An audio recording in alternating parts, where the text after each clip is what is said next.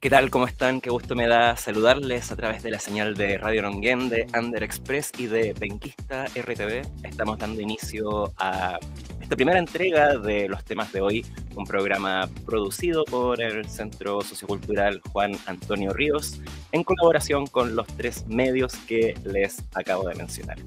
Cada semana vamos a estar hablando de distintos temas interesantes que nos pueden ayudar a enriquecer esta conversación, pero antes quiero presentarles quienes van a componer el panel de este primer episodio.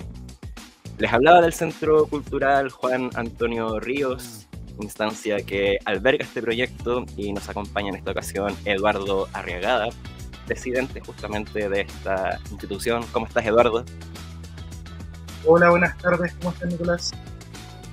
Bien, gracias. Entusiasmado por comenzar este proyecto que nos ha tenido ahí bien ocupados maqueteándolo, pero no hemos estado solamente nosotros dos, también ha estado en todo este trabajo de producción y de ideación de este programa Marcelo Rodríguez, director de Penquista RTV. Bienvenido, Hola, Marcelo, ¿qué tal? Muchas gracias, aquí estamos empezando esta nueva era de las comunicaciones, estas radios, con temas de hoy. Así es. ¿Y cuál es el tema que hoy nos convoca? Bueno, nos interesa ahora la neurodivergencia y tenemos como invitado a una persona que está al tanto de estos temas y él se llama Nicolás Arriagada. ¿Qué tal, Hola, Nicolás? ¿qué tal? Bienvenido. Muchas gracias. Muchas gracias, Nicolás, Eduardo, Marcelo. Gracias por la invitación también al espacio que está comenzando. Bastante motivado por participar el día de hoy. Bueno, para introducir un poco a este espacio, como lo señalamos en el saludo, este es una instancia de conversación laica, tolerante y pluralista en la que queremos abordar justamente los grandes temas de hoy, como lo señala el título de este espacio.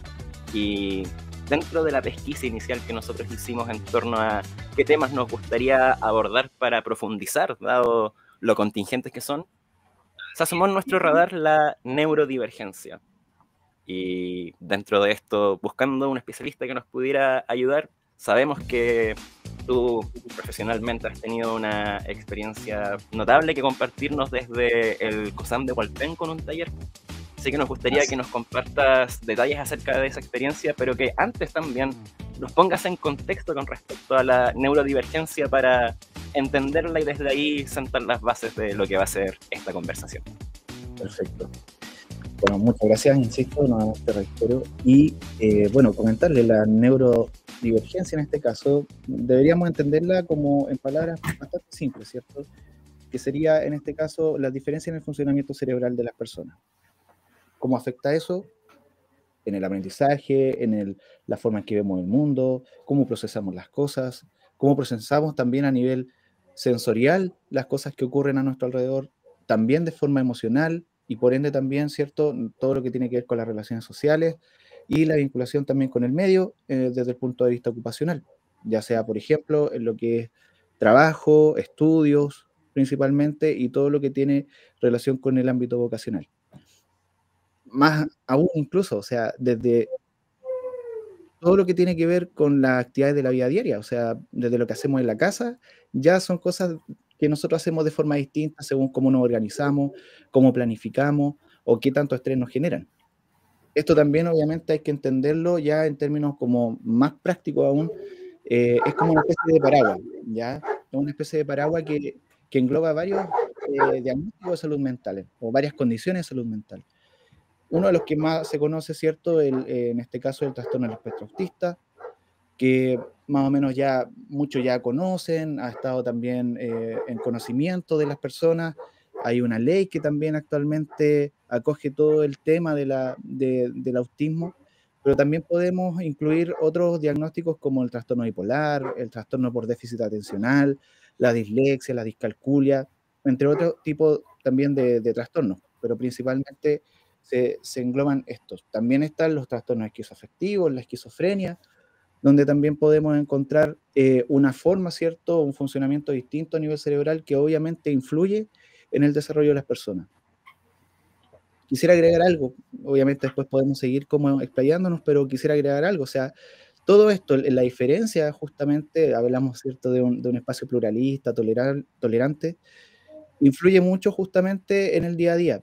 Muchas personas quizás no han sido diagnosticadas aún con alguno de estas condiciones, y eso también posiblemente le ha generado muchos problemas en el día a día, muchos problemas en todos los ámbitos que hablamos, en lo laboral, en lo educacional, en lo social, en lo personal, incluso en lo familiar. Entonces, justamente el poder hablar de estos temas, y por eso me motiva tanto, implica también abrir los espacios también en las familias para que podamos desarrollar justamente tolerancia y una mejor convivencia.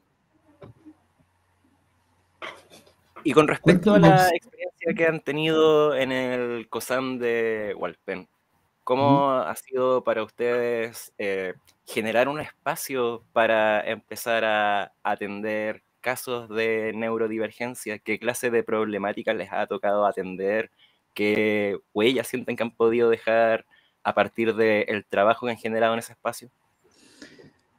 El trabajo que nosotros hemos hecho justamente en el COSAM de Hualpén empezó por lo menos hace 2 años, primero con un piloto. El año pasado, por diversas situaciones, no pudimos desarrollarlo con más regularidad. Volvimos a retomarlo este año, ya con otras metas también, y surge justamente a partir de observaciones que nosotros íbamos viendo con otra compañera, con mi dupla en este caso, que es Catherine Pará, que es terapeuta ocupacional del centro. A partir de las dificultades que justamente muchos de los usuarios tenían. En este caso estamos hablando de usuarios entre los 18 y los 30 años, que participaban con nosotros, eran parte de nuestras atenciones individuales, asistían regularmente y se repetían ciertos patrones. Se repetían las dificultades vocacionales, las dificultades para poder continuar sus estudios, las dificultades que presentaban una vez los que ya estaban ya ingresados, ¿cierto?, insertos en estudios, por ejemplo, superiores o incluso en ciencia media, eh, las dificultades que tenían para poder realizar algunos trabajos, la integración social también era súper importante y era algo que les costaba muchísimo, y con lo cual nosotros veíamos básicamente el sufrimiento de ellos, el dolor que les generaba y el tiempo incluso que les quitaba el estar pensando todo el rato en esto. Entonces, un día nos sentamos ahí a conversar y dijimos, ¿por qué no podemos hacer un espacio donde, además de abordar ciertas temáticas, que eran las problemáticas comunes, pudieran ellos mismos también compartir, generar un espacio de comunidad, generar un espacio de un compartir y un espacio seguro también de entrenamiento justamente de todas estas habilidades como un apresto a la vida diaria, por así decirlo, o sea, con todo lo que incluye eso. Cuéntanos, Nicolás, ¿cómo se aproximan a vuestro servicio los usuarios específicos? ¿Existe un canal de una búsqueda de ellos? ¿El sistema escolar juega algún rol en esto?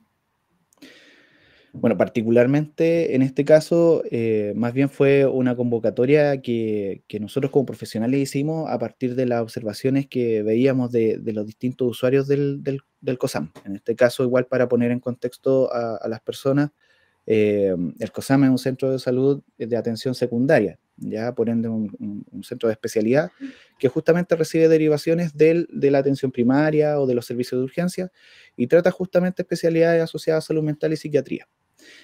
Entonces, en ese ámbito es un grupo bien reducido justamente con el que nosotros contamos, que tiene ya un flujo armado. Cuando llegan con nosotros, vamos viendo justamente estas dificultades, pero también vamos viendo que ya están en un estadio, por así decirlo, en una etapa como de despegue. O sea, ya tienen algunas habilidades desarrolladas, pero como que todavía les cuesta afianzarse en el mundo exterior. Ese es como, digamos, el corte, si lo podemos hablar de alguna manera, que como el criterio de inclusión para poder ingresar a este espacio que sería el taller como tal. Y en función de eso nosotros lo comunicamos al resto del equipo, ellos nos entregan también sus candidatos y después nosotros, en función de las características, las necesidades de cada uno, vamos generando un grupo que ojalá no se exceda más allá de 10 personas, y con ese grupo poder trabajar en un espacio guiado o semi guiado en realidad, porque después ellos mismos van desarrollando la conversación en cada una de las sesiones, que son 10 sesiones en total. Termina el ciclo y volvemos a reclutar, por así decirlo, 10 personas más, y las personas que estuvieron antes quedan como una especie de monitores, o como que aprueban el grado, suben y acompañan, digamos, a estas nuevas personas que se incluyen en este nuevo proceso. Bueno, entonces, esto ya es como un sistema que está funcionando. ¿Y es posible, o tienen ustedes alguna referencia respecto de experiencias como a una base de comparación con experiencias similares en otras comunas o en otros países incluso? Bueno, a nivel comunal, conocemos experiencias, no necesariamente como en el sistema público, de que existen, pero son como que lamentablemente este tipo de grupo de talleres está como bastante como aislado el uno del otro.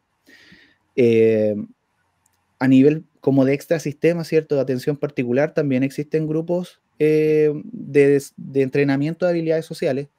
A nivel provincial, comunal, existen. Sin embargo, todo esto se engloba en un solo modelo, que es un modelo estadounidense, ¿ya?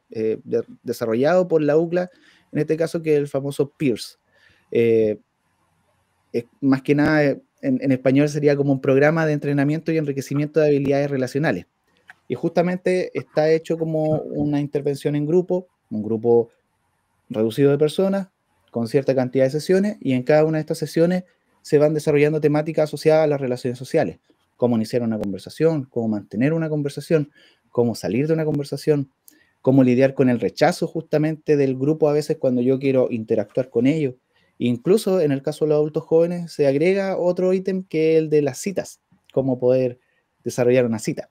Entonces, ese es como el gran modelo, probado mundialmente y de hecho certificados también nosotros en ese mismo modelo, que después se replica en este caso y en el cual nos basamos particularmente para desarrollar este taller. ¿Y de qué manera se equilibra en medio de una dinámica como esta el trabajo clínico individual con el espacio grupal y comunitario? ¿Cómo se da esa dinámica? Bueno, es una dinámica bastante entretenida y bastante significativa, porque en el trabajo individual uno puede abordar temáticas que son justamente más personales, más vinculares, relacionadas justamente con aspectos de la vida de la persona en su familia. Y lo bueno justamente de tener el taller es que nos permite de alguna manera optimizar el tiempo de terapia para abordar esos temas que son más profundos de la persona. Y dejamos en el taller ya el espacio de entrenamiento respecto de estos aspectos más prácticos de la vida, que es como el relacionarse, ¿cierto? El vincularse, el desarrollarse en otros espacios. Y ha sido bastante productivo, ha sido bastante enriquecedor. Para nosotros como terapeutas también ha sido bastante enriquecedor por los resultados que hemos visto. Muy interesante, Nicolás, realmente el tema de la salud mental es un tema incluso de campaña presidencial también. Ya por ahí alguien anunció el interés por desarrollarlo. Entonces, bueno, tenemos problemáticas diferentes en diferentes lugares. Lo interesante es saber también cuántas personas ya han sido tratadas por este proceso. Como les comentaba, este proceso por lo menos ya lleva a un grupo de 20 a 30 personas, considerando, ¿cierto?, que si bien empezó hace 2 años, fue como el piloto. Entonces, este año que ya empezamos nuevamente, ya estamos ya de nuevo en este segundo ciclo del proyecto. O sea, comenzamos en el primer semestre y ahora ya estamos en el segundo ciclo con el nuevo grupo. La idea, obviamente, y proyectado es una masa crítica y claro, quizás de eso también, según la motivación que tengan, es poder incluso crear una agrupación, pero eso ya es parte del sueño del grupo. Claro, porque en el fondo podemos suponer que de un grupo de 10 o 20 personas, de este grupo hay quienes más avanzaron y pueden ser considerados como casos de éxito. Así es. ¿Ya distinguen cosas como esas, por ejemplo? Totalmente, totalmente. Pero claro, el éxito hay que medirlo de manera bien diferenciada, porque, por ejemplo, tenemos usuarios o usuarias que, por ejemplo, al inicio del taller asistían acompañados de sus padres. Al final del taller ya venían solos. Al inicio del taller venían acompañados de sus padres porque no sabían cómo tomar una micro, por ejemplo. Cómo trasladarse, digamos, a otro lugar por su propia cuenta en micro. Y ahora sí lo hacían. Usuarios que retomaron sus estudios.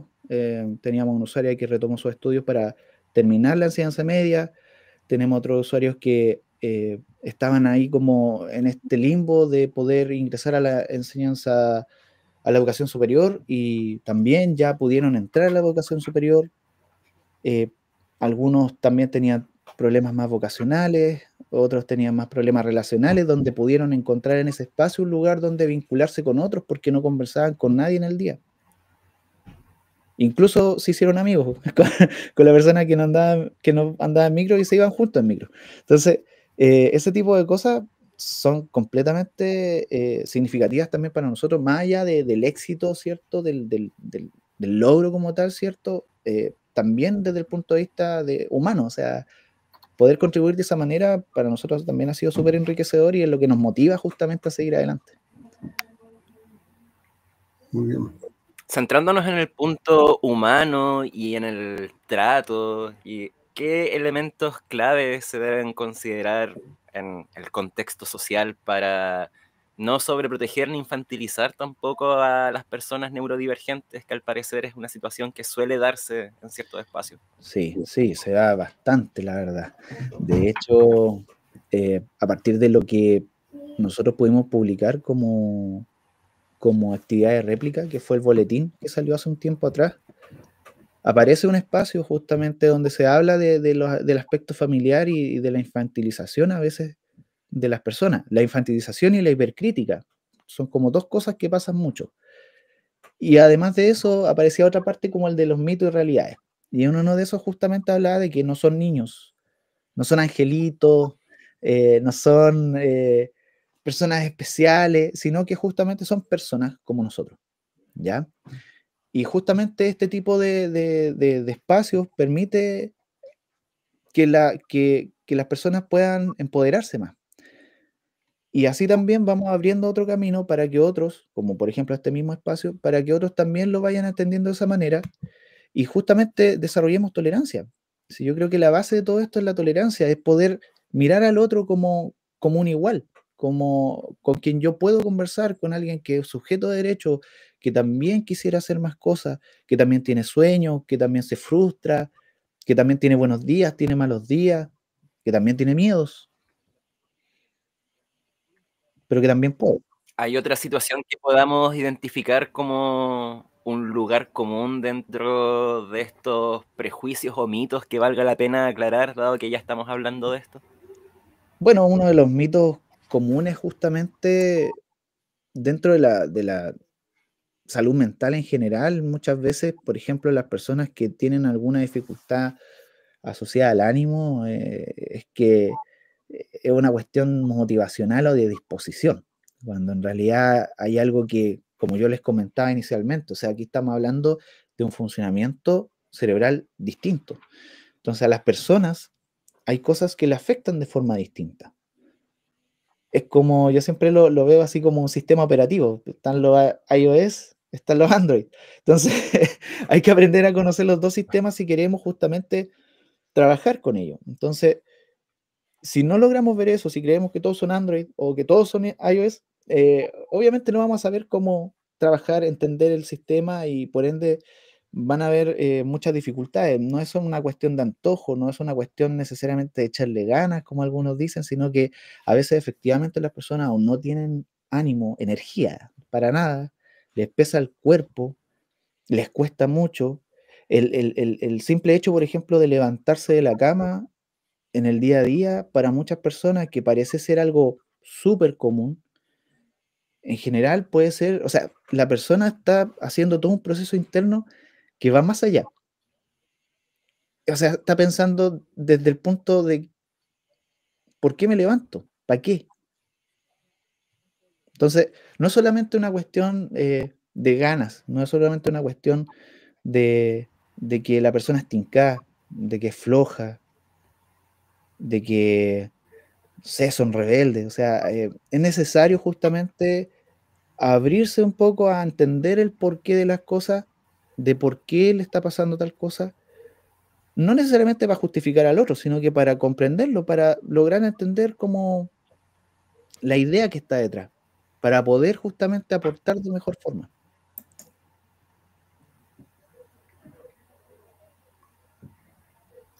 Y desde una perspectiva familiar, comunitaria, ¿cuáles serían las recomendaciones que harías como profesional del área de la salud mental respecto a acercarse a los centros de atención que impartan este tipo de atenciones? Pensando también en que antiguamente existía un alto prejuicio respecto a uno tratarse o asistir a tener este tipo de atenciones de salud mental. Sí, sí, la recomendación es, efectivamente, yo creo que parte por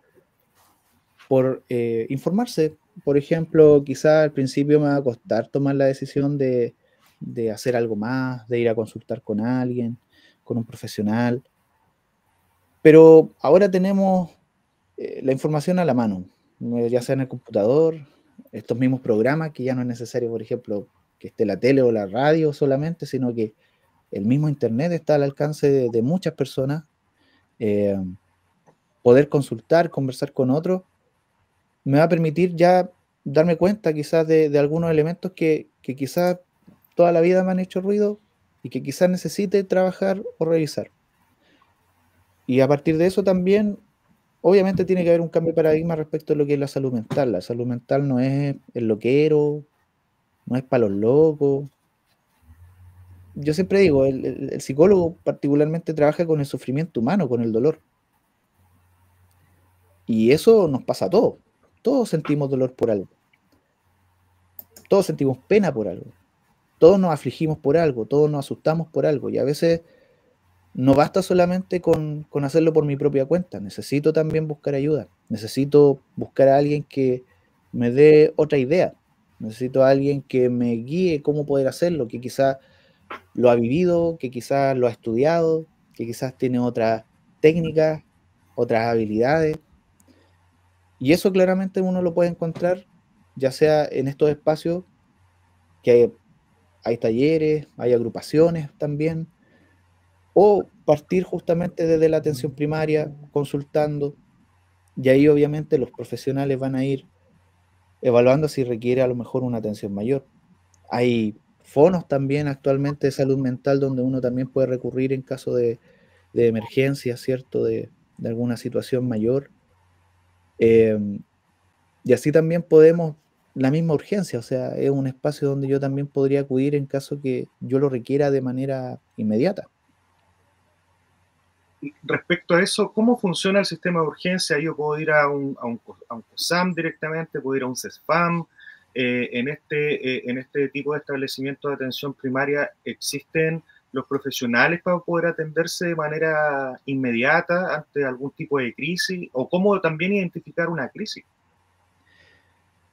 Buena pregunta, la verdad, y esa pregunta tiene una noticia que es más positiva y otra que quizás puede ser más desalentadora, o sea, siendo bien sincero, la verdad. Eh, Claramente que la situación urgente, aguda, por así decirlo, requiere atención inmediata y siempre el paso va a ser urgencia, ya sea la urgencia más cercana a mi lugar de residencia, alguna urgencia que sea de mayor resolutividad, ¿cierto? Como son los SAR. En Concepción, el hospital tiene algunas horas, ¿cierto?, de urgencia psiquiátrica, a las cuales yo también puedo acudir, así como el Hospital Higueras, también tiene en la urgencia del Hospital Higueras uno también puede acudir por una urgencia psiquiátrica. En respecto a la atención en salud pública, La verdad que el panorama es un poco más desalentador porque ha habido un aumento significativo de demanda de atención de salud mental. Desde la pandemia en adelante ha aumentado muchísimo la cantidad de personas que ingresan a salud mental. Se ha triplicado la lista de espera en salud mental, algo que antes era mucho más inmediato incluso. Y en ese sentido, la atención primaria igual está un poquito saturada con eso. Y eso implica que quizás puedan tener una atención relativamente inmediata o cercana, pero quizás las atenciones van a ser bastante distanciadas en el tiempo.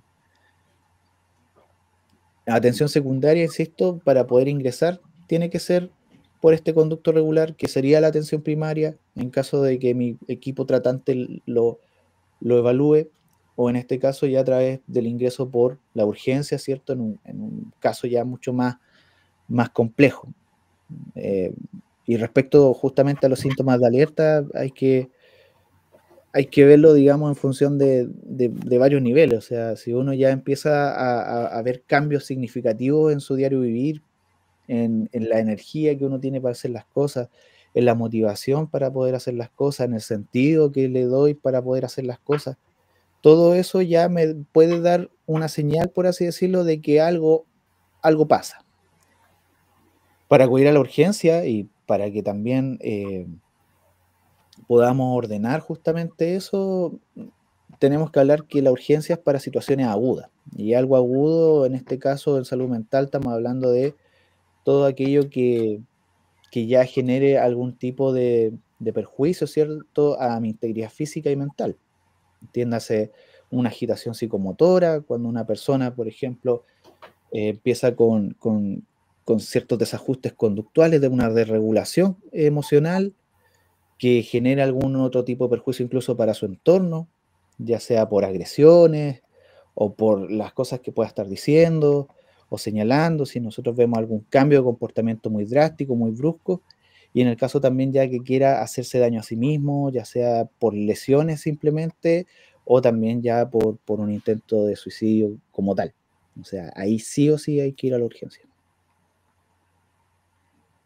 Estamos en Under Express, Radio Nonguén y Penquista RTV, presentando la primera edición de Los Temas de Hoy, un espacio de conversación laico, tolerante y pluralista, producido por el Centro Sociocultural Juan Antonio Ríos. Y me gustaría ahora, Nicolás Arriagada, nuestro invitado psicólogo, consultarte una lista que no hemos abordado en esta conversación de momento.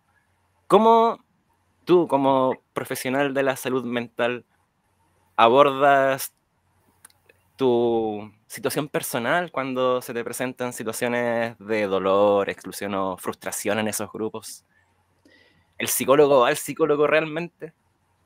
Particularmente respecto a esa situación, o sea, como del diario vivir, del quehacer laboral.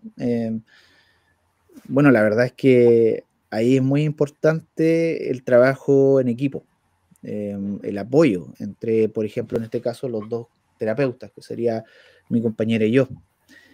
El apoyo también del resto del equipo, tener un buen equipo que también esté contigo ahí respaldándote, poder tener un equipo que te respalde y que te guíe.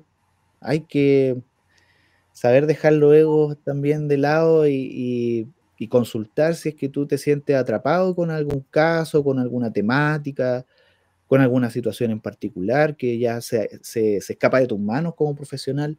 Por ejemplo, una cuestión más biomédica, por ejemplo, yo le preguntaría justamente a su tratante, a su médico tratante, a su psiquiatra, o situaciones que tienen algún tinte mucho más social, por ejemplo, lo conversaría también con su equipo psicosocial, con la trabajadora social en este caso.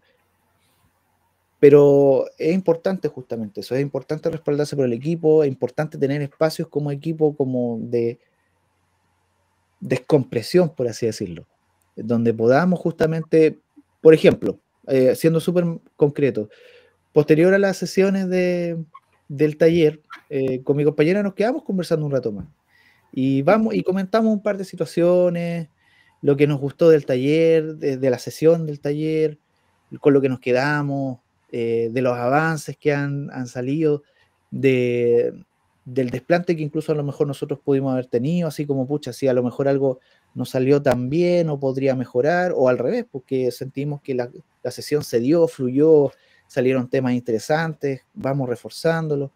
Tratamos de hacer una bitácora también, registrando todo el trabajo como una manera de sistematizarlo.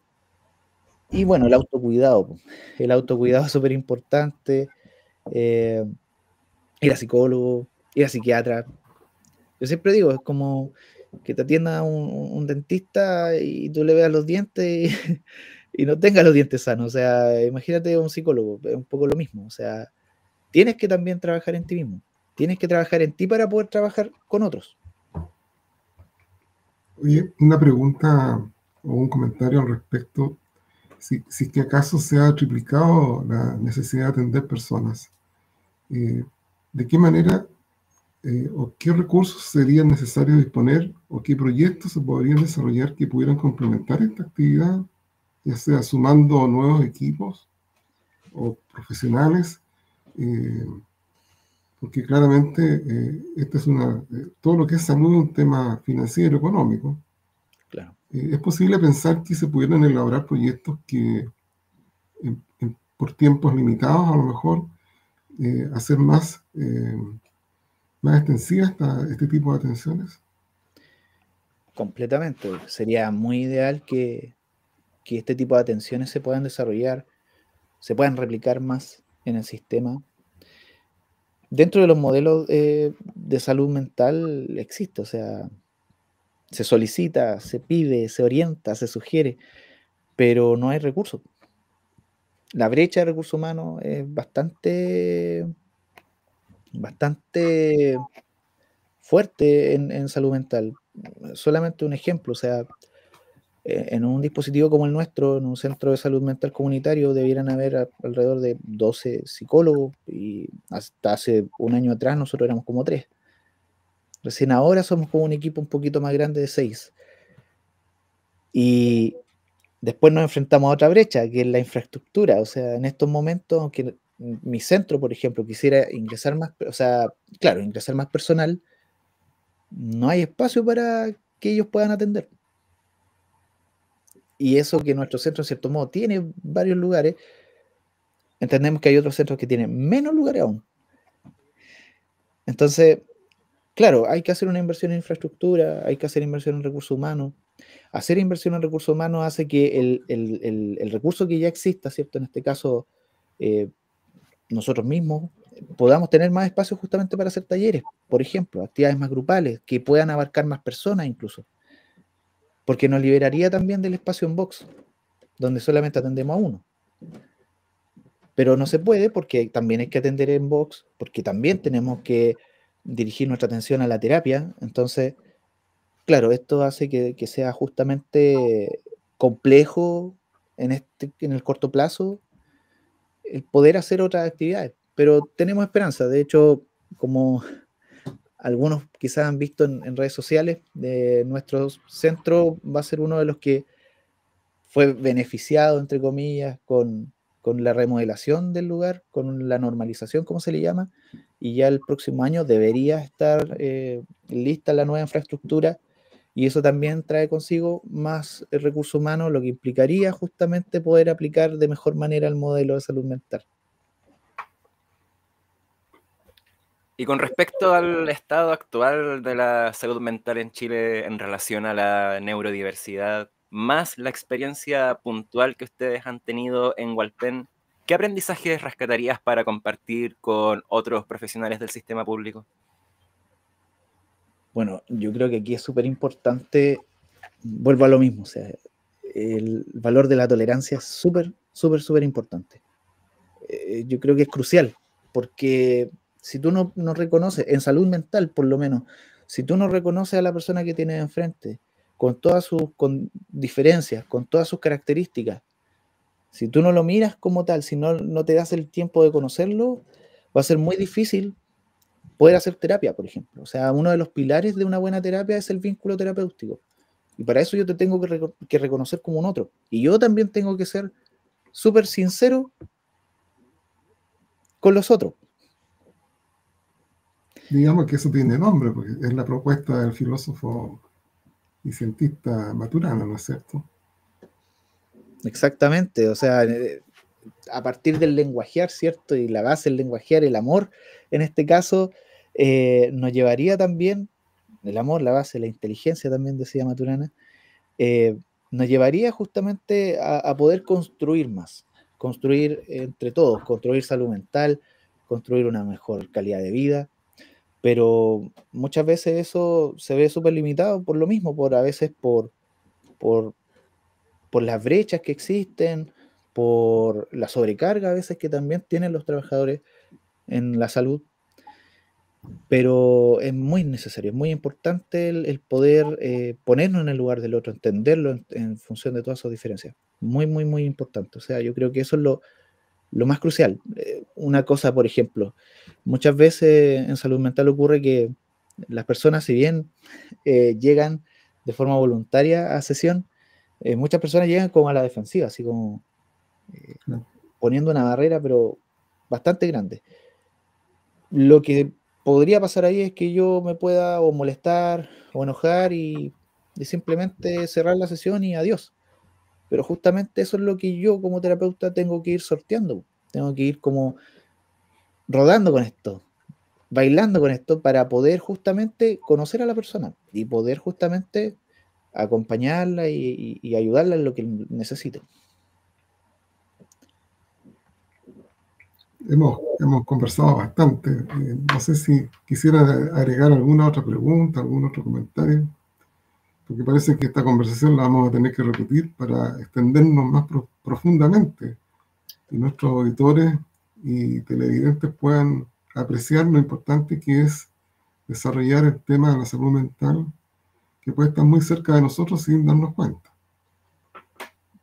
De hecho, Marcelo, efectivamente yo creo que se nos quedan muchas preguntas por hacerle al psicólogo Nicolás Arriagada, sobre todo pensando en que tenemos distintas temáticas relacionadas con la salud mental en el ámbito también educacional, en el ámbito también de la neurodivergencia dentro del ámbito educacional, el tema de las enfermedades de salud mental que van apareciendo con los años en los adultos mayores, que también yo encuentro que es un tema súper interesante, que efectivamente no está faltando el tiempo para eso. Y por lo que nos dice nuestro profesional invitado, también el tema de los recursos. O sea, yo creo que de este tema tenemos para reflexionar y para conversar por muchas otras sesiones más.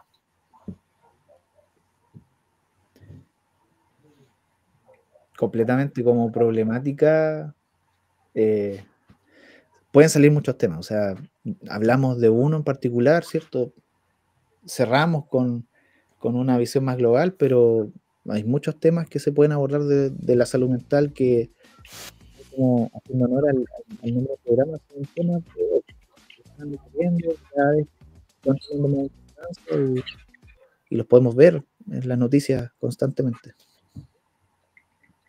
Justamente, la vocación de este espacio, tal como mencionó nuestro invitado, es congregarnos en la señal de estos 3 medios cada semana para sacar a colación los temas de hoy, tal como el título de este programa señala.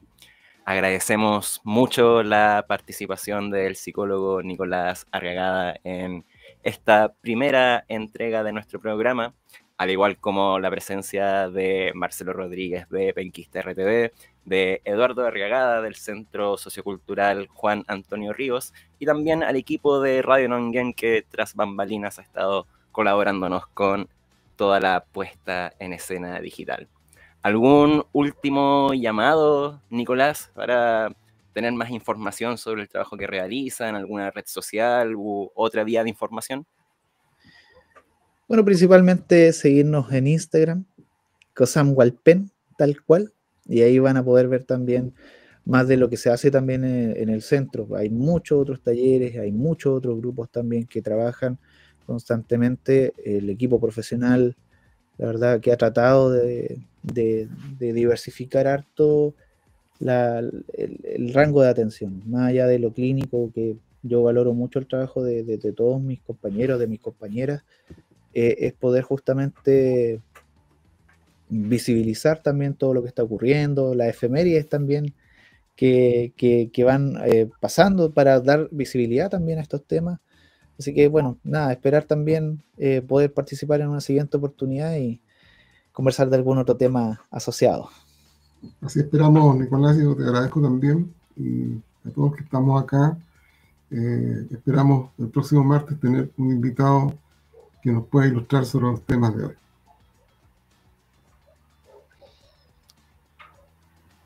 Así es, nos encontramos la próxima semana entonces. Agradecemos a todas las personas que se han conectado, a aquellas que van a consumir este contenido en diferido, de seguro. Muchas gracias por estar aquí y nos encontramos en una semana más con otros de los temas de hoy. Nos vemos. Adiós. Nos vemos.